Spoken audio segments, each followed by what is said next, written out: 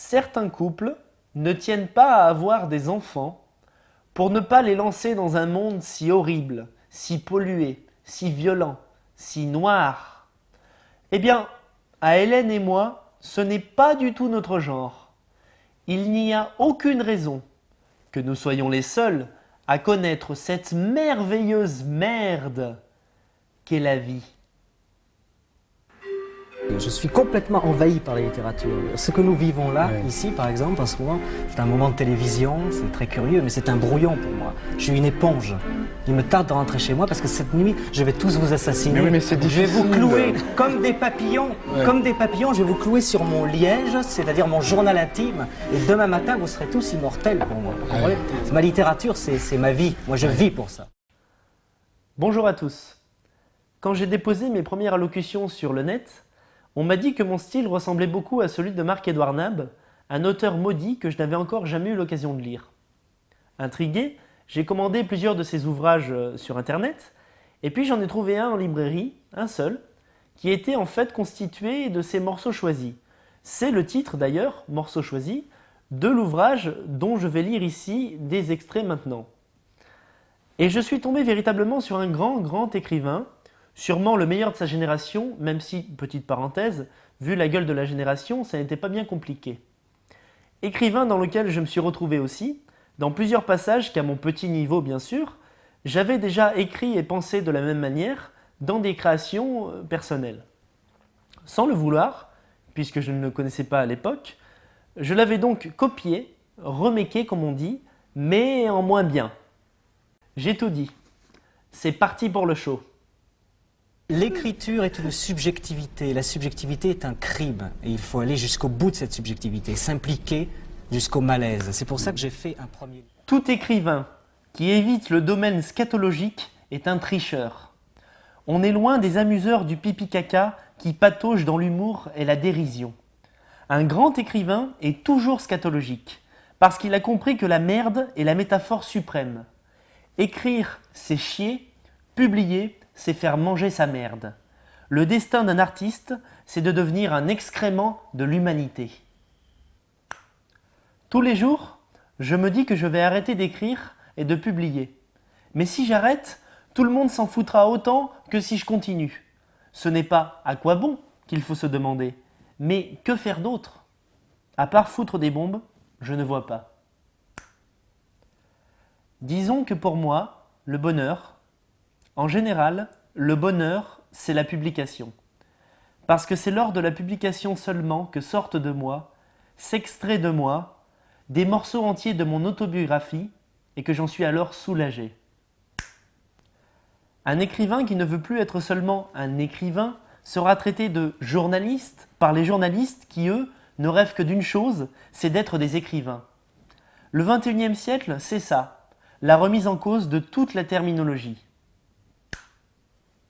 J'ai décidé pendant 1 an d'affronter la réalité du monde, plume à la main, dans le seul but d'écrire de la littérature, justement, et non pas de la fuir comme le croient les pompiers modernes néo-branchés qui prônent encore ringardement la politique de la tour d'ivoire, alors qu'ils la plantent en plein café de Flore, leur tour d'ivoire.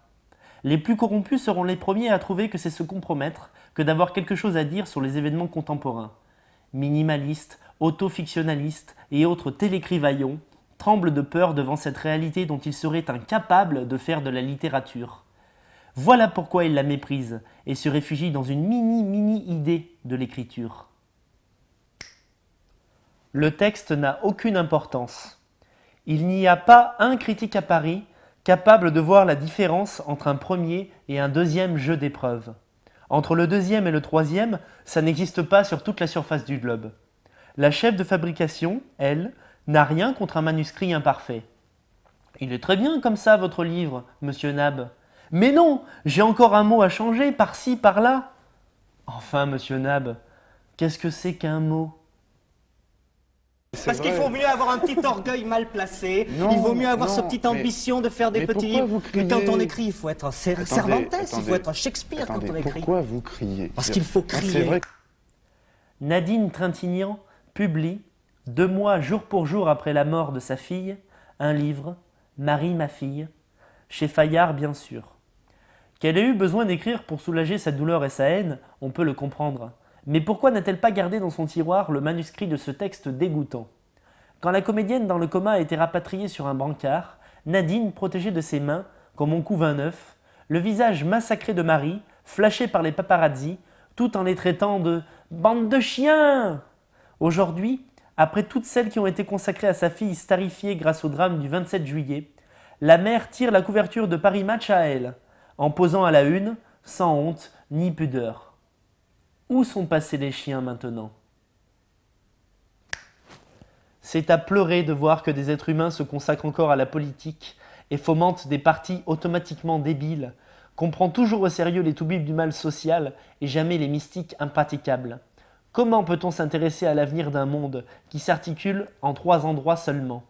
Jésus, la Révolution française et l'Apocalypse selon saint Adolphe. Paradis, purgatoire, enfer, amen. On ne peut pas descendre plus bas. L'histoire est finie.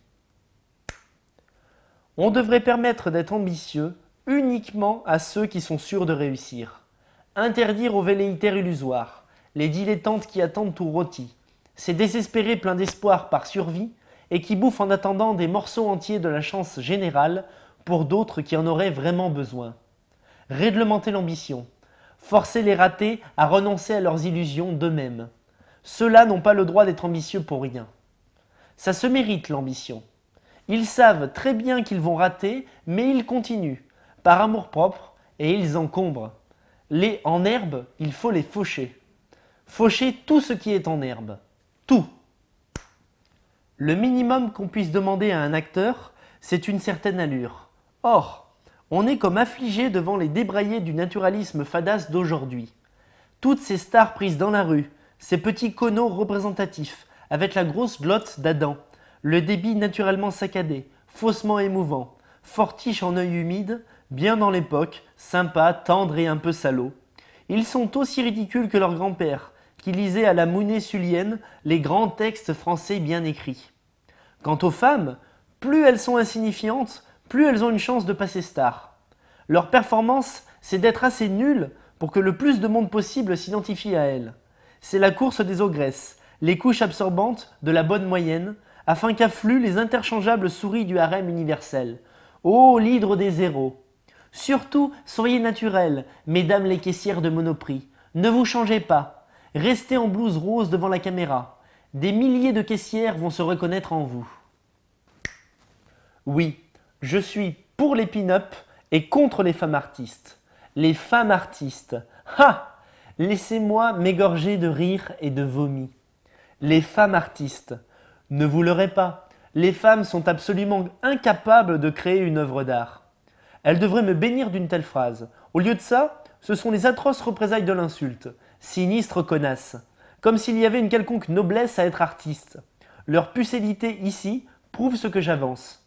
Ça se voit bien, mesdames les salopes adorées, que vous n'avez jamais touché une feuille, un bloc de glaise ou une trompette bouchée. Vous ne connaissez pas votre bonheur. Vous créez des miracles et des impairs. Vous provoquez tous les souhaits. Vous pondez des êtres humains et sans rien faire, vous en mettez d'autres en délire absolu. Vous changez de nature 50 fois par mois. Tous les désirs sont à vos ordres. Vous hypnotisez qui vous voulez. Vous jouissez de tout d'une façon plus générale, plus belle et moins méprisable que les hommes. Vous êtes les reines du monde.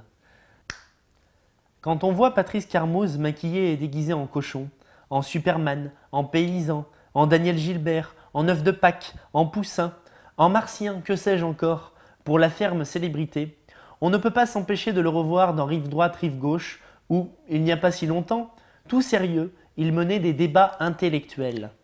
L'erreur serait de croire que sous la dérision de la télé-réalité se cache un homme cultivé et très compétent qui a assez de recul sur lui-même pour faire de la télé-réalité, alors qu'en fait, c'est le contraire. Sous le vernis du pseudo-cultureux qui faisait croire qu'il s'intéressait au monde de la littérature et des idées, il n'y avait qu'un pauvre con aux cheveux blancs qui n'avait qu'une hâte, rentrer au plus vite dans la peau d'une carotte ou d'un poireau. On devrait encourager ceux qui ont la chance de ne pas travailler. Il faudrait qu'ils trouvent une façon de gagner leur vie quand même, mais qu'ils n'accordent pas une importance extravagante au fait qu'ils ne travaillent pas pour cette société de merde. Car tout est là. On les encourage à se sentir coupables. Je trouve honteux qu'on alimente la culpabilisation des chômeurs en mélangeant la difficulté réelle de gagner de quoi survivre, c'est une chose, et puis tout le reste qui devrait être sacralisé. Les gens sont conditionnés pour sacrifier leur vie à passer 8 à 10 heures par jour dans un bureau pour faire tourner une entreprise.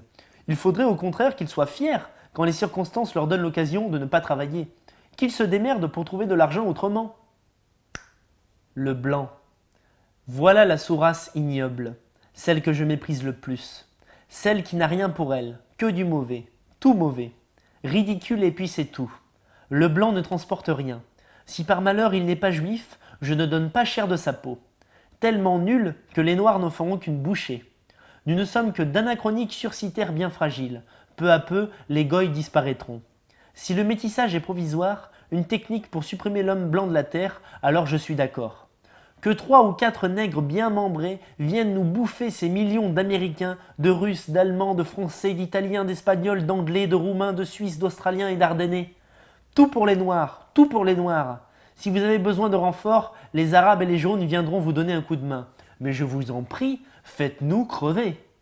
Comme l'Europe peut arriver à produire comme distraction. C'est une ferme célébrité en Afrique avec des connards et des connasses qui acceptent de jouer dedans. Quand on comprend qu'au fond de la débilité catholique, il y a le sublime chrétien, on est sauvé. L'équilibre de la religion chrétienne tient dans le poids identique de sublimité et de débilité. L'analyse sublime de certaines débilités touche au génie. C'est tellement facile d'être intelligent. Coaguler la bêtise et le génie, voilà une autre paire de manches. Les grands mystiques sont de sublimes débiles. Ils ont opéré dans leur cœur la suprême fusion. Quand on est un peu plus lucide que les autres, on sait que devant la vie, il n'y a qu'un seul sentiment à éprouver. Le désir de se suicider immédiatement. Se suicider non pas par dépit ou désespérance, mais par trop plein de vie. Il se passe trop de choses en même temps pour que vivre soit considéré pour tous comme autre chose qu'un héroïsme titanesque. La beauté et l'horreur, souvent simultanées, sont si proliférantes à chaque instant que l'homme doit garder en permanence la main sur le levier de vitesse et passer de la joie au désespoir au gré des événements. Aujourd'hui, les gens sont morts. Ils n'ont envie que de quelqu'un qui leur répercute leur morbidité, et avec le plus de mépris possible. Monde à l'envers? Non, monde à l'endroit. C'est l'ex-endroit qui est le néo-envers. Moi, je suis l'endroit. L'envers, c'est les autres. En fait, la seule question qui hante l'homme moderne est la suivante. Pourquoi ne pas se suicider? Il n'y a aucune raison objective de ne pas sauter par sa fenêtre, comme en 1929, à l'époque du krach boursier. Sauf qu'aujourd'hui, c'est au krach de l'âme que nous sommes confrontés. L'inflation affective est colossale et chacun, au fond de soi, connaît la responsable, l'indifférence. Chacun finira bien par en crever, écrasé toute la journée par le bof des autres. Ah, je ne donne pas cher de la peau des derniers écorchés vifs. Quand on est dans le sexe, on ne peut pas imaginer une délivrance plus impérative que jouir. Mais dès qu'on a joui, on est si violemment expulsé du sexe qu'on n'arrive même plus à imaginer comment, quelques secondes auparavant, on pouvait avoir tant besoin de ça. Sorti de cette grotesque illusion d'extase dans laquelle l'homme a macéré douloureusement, il est impossible de savoir ce qu'est le sexe, d'en retrouver seulement le goût. On en est si loin qu'il semble qu'on ne l'ait jamais connu ou qu'il n'ait jamais existé. Drôle d'impression. Qui jouit ignore le sexe. Il récupère aussitôt une innocence absolue, une virginité spéciale, celle de l'homme qui ne connaît pas le sexe. À l'instant où j'éjacule, la bite salie de foutre dégoulinant, je suis l'homme le plus propre, le plus pur du cosmos. Richard Boringer s'installe à l'autre bout de ma table, entre deux colonnes doriques de son « C'est beau une ville la nuit ». Et sans jeter un seul regard de curiosité sur l'autre auteur de Noël, il signe son blues. Je suis de trop bonne humeur pour réaliser que de 19 h à 21 h 30, moi je dédicacerai seulement une dizaine de mes ouvrages, et encore, à de vagues connaissances, bien soigneusement à l'encre, avec des dessins à la plume de coq et au buvard de ringard. Devant moi, les gens font la queue pour Boringer. Comme au ciné, ce sont des ploucs, des minettes et des faux durs que l'acteur séduit parce qu'il est pour eux le Rimbaud qu'ils ne pourront jamais lire. Tous trépignent, leurs 55 francs à la main. Ces gens me regardent comme un martien en costard. Certains feuillettent mollement mon ouvrage. Comme dans une salle d'attente, on tripote un magazine avant de passer chez le dentiste. D'autres me demandent carrément des renseignements sur Boringer ou sur le salon en général, me prenant sans doute pour une sorte de steward et Hélène pour une hôtesse. Quel dommage d'être si gai aujourd'hui. J'aimerais volontiers me sentir humilié et offensé. Albert est fou de rage pour moi. Il parle de Debord. Encore ? Il dit que tout est là. D'un côté de la table, l'acteur consacré comme un écrivain qui croit avoir tout gagné et qui a tout raté, et de l'autre, le vrai écrivain, toi, qui croit avoir tout raté et qui a gagné pour toujours. L'éphémère vole le présent de l'éternel. Je vois non à Serge Gainsbourg. Qu'est-ce que vous lui reprochez à Serge Gainsbourg? Je préfère Dutronc, j'ai le droit? Oui. Voilà. Et moi, N'énervez pas.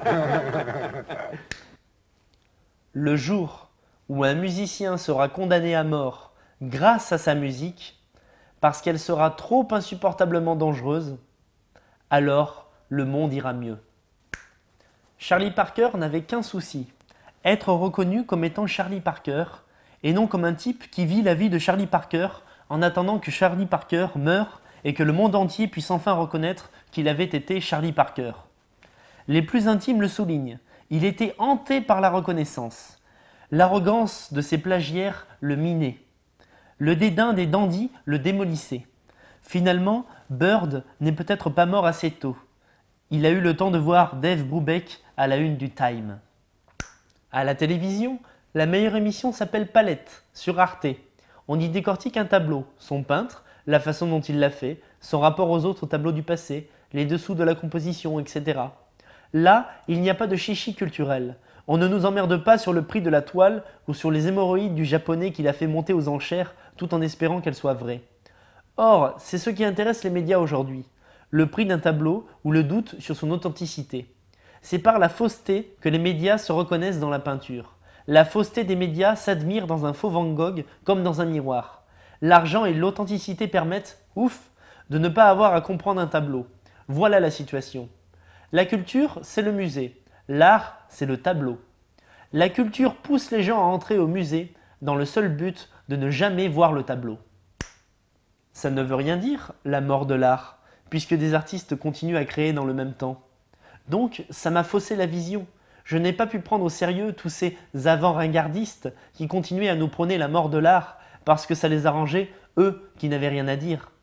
Et j'ai cru comprendre assez tôt que la mort de l'art serait un mouvement comme les autres, comme il y a eu le dadaïsme, le surréalisme, l'impressionnisme, le suprématisme, l'art conceptuel et finalement la mort de l'art. Ce sera un mouvement comme un autre plus tard. Il y aura des morts de l'artiste qui continueront à faire des œuvres typiquement morts de l'art. Pourquoi n'y a-t-il pas davantage de films sur les grands artistes? Ou si peu? Beethoven, Mozart, Van Gogh, Le Greco? Eh bien parce que les cinéastes ne savent pas mettre en scène la souffrance d'un artiste.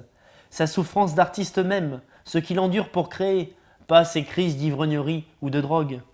Non, la vie crucifiée d'un pauvre con qui en chie pour éjaculer de l'art. Voilà. C'est pourtant pas les vies qui manquent. Scénario tout trouvé.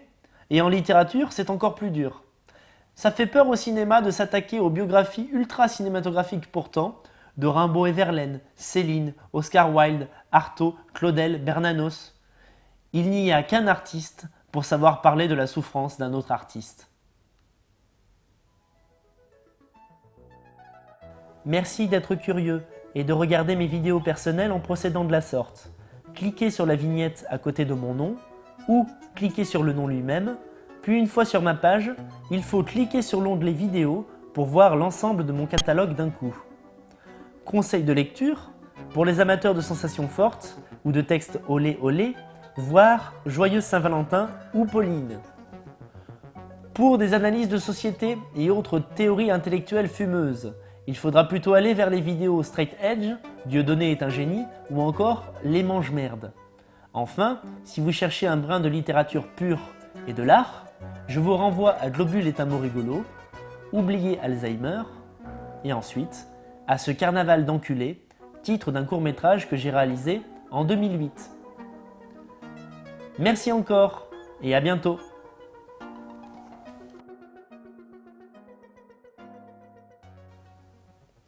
Sur ma tombe, je sais ce que je ferai inscrire. Si jouis. Je suis On peut être gourmand. gastronome du dégueulis. Ouais.